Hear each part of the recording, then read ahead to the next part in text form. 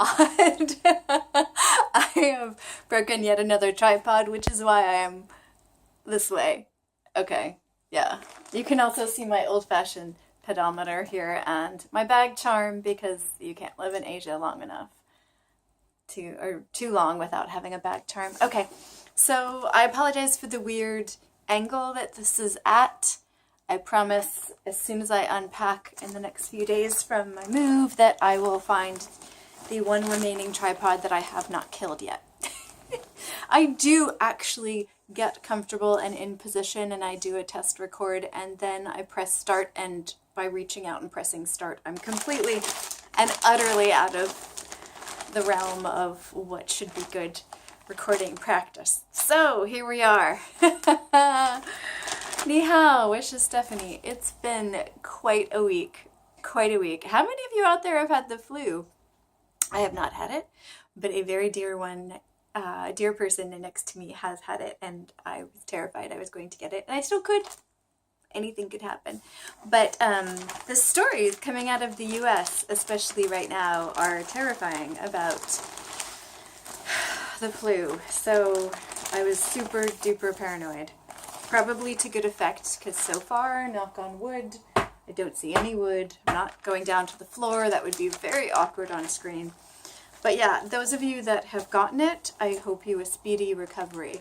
And those of you that haven't, whew, good job, and you have some angels on your side this winter. All right, so that's enough about the flu. I think I have finally perfected the Leitner envelope. The Leitner envelope system. Okay, so the Leitner box is the system I've been using for vocabulary review, not processing, because that's still something I need to do initially, but review. You can Google it to hear the explanations of it. And the first time that I did it, I put Matt from Chinese Language Games really, really thorough video on how to make your first one in there. So all of that information is freely available. What I've done, and I'm probably not the only person to ever have done this, because people tweak things as they need them, right? Is I've tweaked it to be more mobile. I travel a fair bit for work, and to be quite honest with you, a lot of times, even within Shanghai, I don't need these from the beginning, sorry.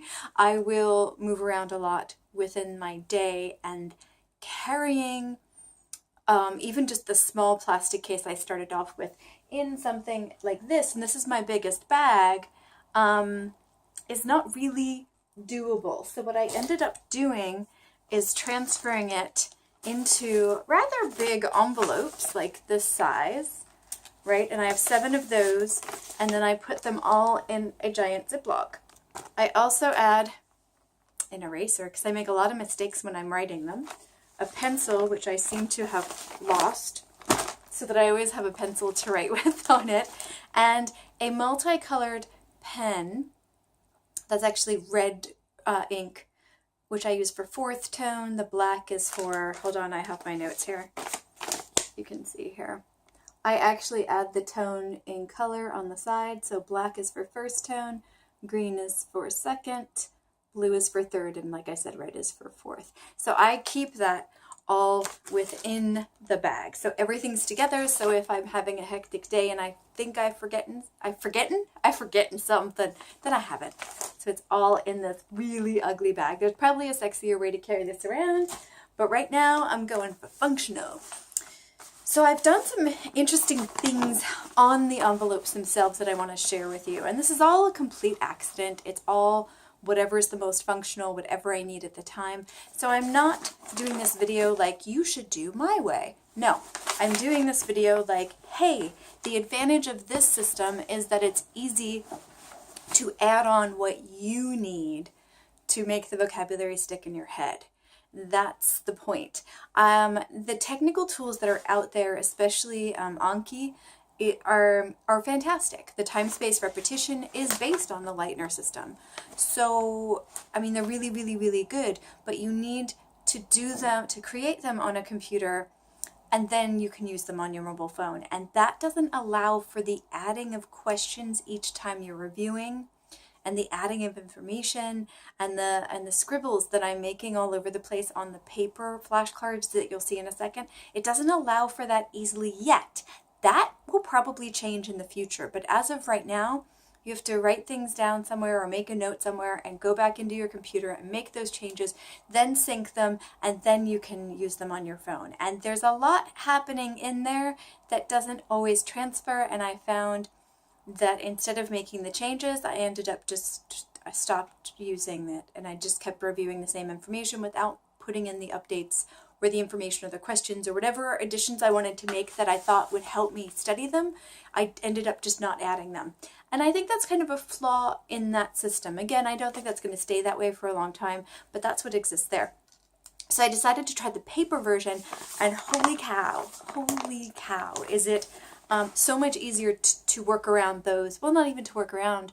I don't need to work around those problems because those problems don't exist with the paper version. Now, you do see, though, that this is 150 cards. It's all of HSK1.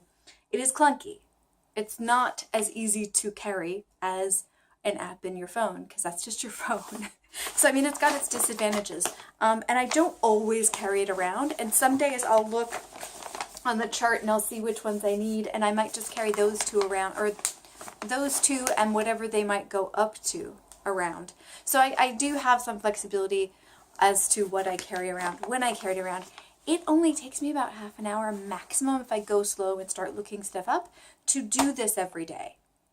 So and that's on a slow day. I could probably do it quicker, but I don't really feel the need to rush it. So even on days when I'm super, super busy, I can do this at the end of the day or at the beginning of the day without causing major disruptions in my schedule. Now today I did carry them with me because I wanted to spend more time with them. I have a lot of time off for the next 2 weeks.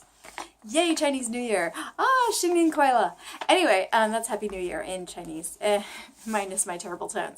So I did carry them around today, and it wasn't very cumbersome. It was like an extra notebook or something, and I carry around a lot of crap anyway, so there you go. But let me show you what I do. So I already told you what I put on the outside of the cards. I put my tones. These are the tones. These aren't the standard ones that exist in Pleco. I did hand select these months ago. I did a video about it, and I don't honestly remember exactly why I fell on these colors, but there was a logic and a reason to it at that point. But just to remind myself every time I'm making them or every time I'm updating ones that I didn't put on there, let me show you why I do that. Because on the cards themselves, I'll put the tones on the side just to remind me. I'm not so much quizzing myself in HSK1 on the tones, but I figure if I'm going to, since there's no audio button on these cards because they're just paper cards, I want to have a reminder so that when I say them in my head or when I say them out loud as I'm going over them, which I do, I want to try the tones as much as possible. If I have time like today, I will break out my headphones and have Pleco out, and I'll also play it and listen and look at the tones as well, because I'm not focused on speaking, but it is a component of it. So that's why I have those there. And let me see. Oh, HSK1, sorry, let me do the outsides of the cards and then I'll go into the insides. Sorry, the outsides of the envelope, then I'll go into the insides. So on the other side, I've got the schedule. And I've got the schedule on number 1. There's 7 envelopes on number 1, and you can see all the ones I've marked off that I've done. I finished this one today, so I'm not actually going to finish. It's supposed to be a 64-day system. I'm not going to finish the 64 for HSK1 before my HSK1 test, but I will get pretty far. I marked it off. I'll get to about day 43. And since I studied them before I started this, I feel pretty confident I feel pretty confident about that. Now, about a week before the test, the ones that are in the lower part of the envelopes, I'll probably review more just to make sure that I have them by the time of the test. I might not be able to get them all the way to number 7. So be it. So I'm working through that. Now, the advantage of this, knowing this is 64 days, is I already did the calculation for, I keep looking at my notebook, because I did the calculation from my HSK test 2. I did 64 days back from that, and I need to start the first round with an extra week So I'm starting it the week before, sorry, I'm stopping the 64 days a week before my HSK2 test. So to give me a week to review and to do other things and just to catch up on other things that I need to study for the HSK2 test. So I went 64 days back from that, and that's mid-March. So I've got a really healthy period from when I'll be done with HSK1 to when I need to start HSK2 flashcards in this system. So now that I know it's 64 days, I can plan it much better in the future. This one I started at a random time, and now I know it's 64 days. And since I like it so much, I'm going to keep doing it. So also what I've done is ones that I confuse a lot, like these time ones here. I didn't write their, oh, I did write their tones. So shang wu and zhang wu and sha wu. My tones are so weird. I'm sorry, but you know, whatever. So those three, it's late morning, noon, and afternoon. And because they all end with wu, I did confuse them. So I put them here, and I did allow myself, if I didn't remember, I allowed myself as the card was out to look at this, look where it was in this list of three, and I did put it chronologically from earliest in the morning to afternoon, and then I'd keep it in that one. It wouldn't move up to the next one, but I could see where it was in that series, and then I'd keep it, and next time I'd try to remember it without looking, and if I could remember it without looking, then it went up, but at least I could see it in its context of the ones that were similar to it. And I did that with a few different things. Like I kept confusing Li and Lai, so I had them next to each other, and again, when I saw them, I would do that. And I think I told you already about these two here, and I'm still confusing them, so I'm still looking at it, but it's there, and at least seeing them together, I can kind of remember how they're different to try to remember them in the future. And I did that with quite a few. I'm not going to show you all of them, but I did that with quite a few of them. Like the DN ones, I find DN really, really easy to remember because it's such a distinct looking thing, and I like technology, or at least on most days when it works.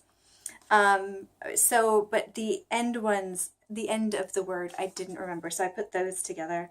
I constantly confuse shui and zi because they look similar to each other. And again, I have only begun to write down some examples here, but I'm going to have a lot more as I review. You can see envelope 3 is the biggest right now.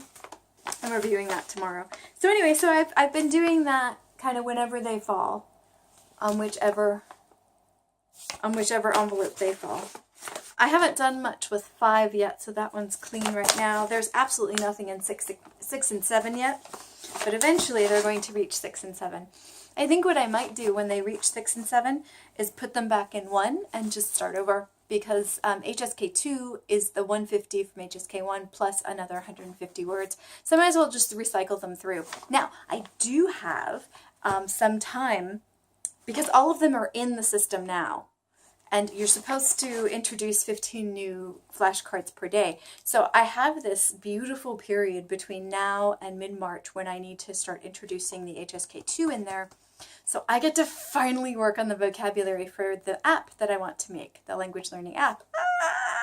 Oh my God, you have no idea how long this is in the process of happening. So I have them here. I have a list of the first 9 words that I'm going to put in there. I don't want to tell you what they are, but I want to tell you that I've got the list here, and I've got blank flashcards here, and I've kind of just put them together. And tomorrow I'll make the first 9 flashcards. I'll probably introduce them 5 per day because I do want the focus to be on HSK1, and this is, believe it or not, a side project. But I do want them to be in the mix. They are going to be super important, because I need to dissect them in order to make the app. I've got an idea of the algorithm, but I need to actually learn the words more than I already know them to be able to know how to teach them in the app. I'm not telling you anymore. You can't make me. I think I already have said what the app is going to do in a video ages and ages ago, but I do not keep good notes on what's in these videos. I just don't. So that's what I've done to the outside of the envelopes. So if you are someone who doesn't have the ability to carry around a box of flashcards, or if you don't feel like keeping a random box on the top of your dresser or anything like that, you can use this system. You don't have to transport it around just because it's more malleable and easier to do that, but that is an option. You could put it in a nice bag. You could make, I mean, there's all kinds of like cloth bags you could put something like this in, right? And you don't have to carry around the supplies unless you want to. I think it's just good because then you just grab it and you've got everything you need right then. Although I've lost my pencil at some point. So, I mean, it's not foolproof. But I really, really like this system. Oh, I was supposed to show you the inside. That was the whole point, what I'm doing with them. So I'm going to go into HSK 3, because that is the biggest one. So these are the ones that I've written on the most. And I'm going to need my glasses back for this. And wow, that did some interesting stuff to my hair. This is what I call 11 p.m. hair, when I can't deal with it anymore this late at night. Right, so what have I done? I've written, let me think. I started to find some sentences, both on the HSK test and through that Learning with Oliver email that I get. And so I've started to put some stuff there. And of course I'm not going to find one, so I'm going to pause for a second and find you an example of that. I think that success. It was actually in the first envelope that I found the stuff that I wrote the most on today.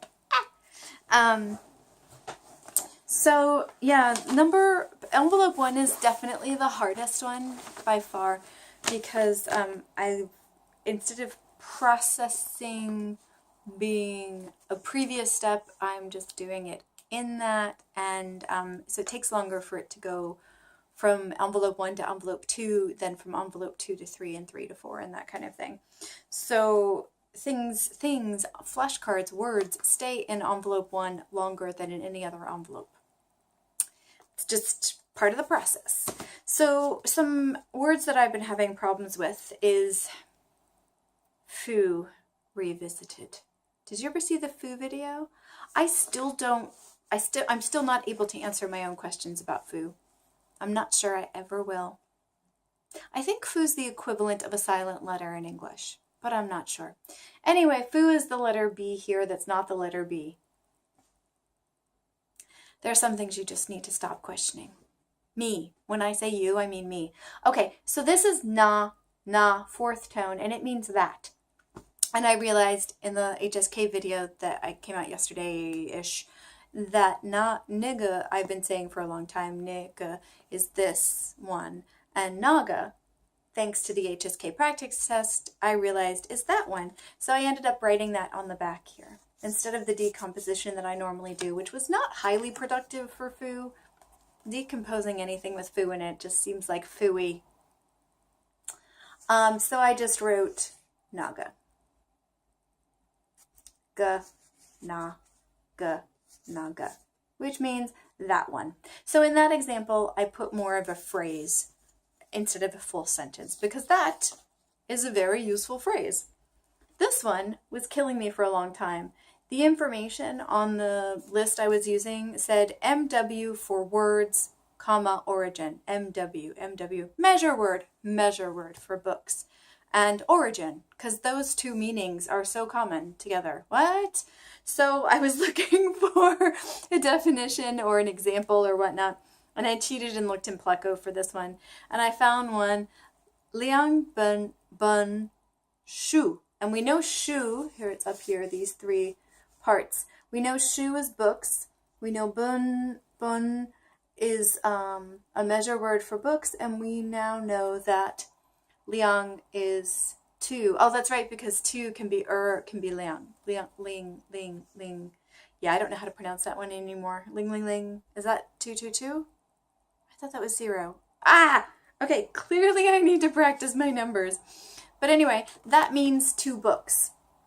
So you can see they say a word, but it doesn't necessarily come into the English translation. So that's going to be a different experience for me. So just know that that makes it a measure word for books. Why do we need a measure word for books? Don't overthink it. All right, the next example is this guy here, which just doesn't really look like a word to me. it looks, actually now that I'm looking at it on screen, it looks like a face, but it still doesn't look like a word. Anyway, it's sh, flat tone, and it's some or few, another measure word. I have problems with measure words apparently. So I found this phrase, mai shi dong shi. Now I know mai, you know mai is to buy, right? There you go. Mai is right here. Mai shi, that's the one we're dealing with, and dong shi we know is stuff. So this means do some shopping. Hey, this incorporates another HSK word, this HSK word, and I think this might actually be an HSK word also. I don't remember for HSK1. If it's not, it's 2, but I know it's an HSK word. It's just I don't remember if it's 1 or 2. So that's a whole lot of HSK in one phrase. All right, so again, this seems very hard to understand, but in that, I think I can kind of start to absorb the meaning of it. So you get the idea. I tried to write full sentences for a few words, and that 1 took up a lot of the tiny cards, and 2 didn't really help me as much as the smaller phrases are. So here's the last small phrase. Here's kan, 4th tone. I did see this quite a bit on the practice test, so I made a point to spend some time with it today. And kan jian shu is using 2 HSK1 words. Kan is here, and jian shu is TV, so it's watch TV. It's like review for 2 words on 1 card. So this is the kind of thing that I'm trying to do when I really get stuck. Like these particular words have been in the number 1 envelope for, I want to say, over a week now, when all these other ones are going up. They're not, so I need to spend more time. Clearly I have an issue with measure words. So I just need to contextualize them more. So that's my full explanation of what I've started to put on the outside of the Leitner system. It's not a box anymore. I don't even know where the box is. So the Leitner system envelopes, what I'm putting on the outside of them and what I'm putting on the cards themselves to try to contextualize the ones that are not moving from envelope 1. So again, this is not meant to be a you should do it my way. It's meant to be a, hey, when you work with the paper cards right now with technology as it is, it's easier to make changes to the cards.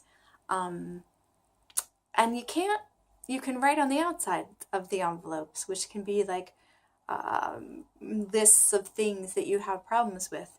And that's something that would need to be in a separate notebook if you were just using a time-space repetition app or anything like that. I can't believe I'm trying to convince people to use paper versus digital.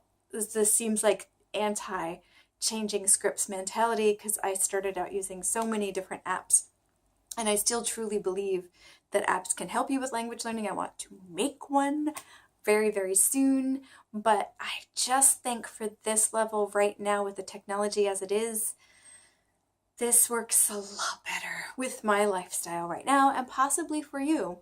I think for folks that are time-starved, who are working full-time in addition to studying part-time for Chinese, this is something that can help you keep the time frame for studying at a short amount while getting the most out of it. Oh, what does Tim Ferriss call that? Oh, what does he call that? There's a phrase, optimal minimal dose, I think is the phrase that he uses.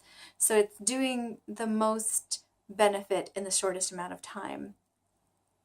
Take it for what you will, but I've gone paper-based for a while. Go figure. Anyway, so I hope this has helped you in some way. It helps me to share the information, so I'm super glad you guys are watching. Thank you so much. So if you have any questions about the system, or if you've done something, if you've tweaked the Leitner system, if you tweak the Leitner box into some other way, oh, please share down in the comment section below. I'd like to know what other people do to their Leitner systems to make it work for them in whatever language or languages they're learning. Thanks. Bye. 再见.